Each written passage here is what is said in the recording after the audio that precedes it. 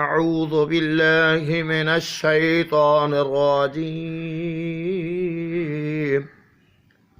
بسم الله الرحمن الرحيم. لم يكن الذين كفروا من أهل الكتاب والمشركين منفكين حتى تأتيهم البينة. رسول من الله يتلو صحفا مطهرة فيها كتب قيمة. وما تفرق الذين أوتوا الكتاب إلا من بعد ما جاءتهم البينة. آمنت بالله. صدق الله العلي العظيم.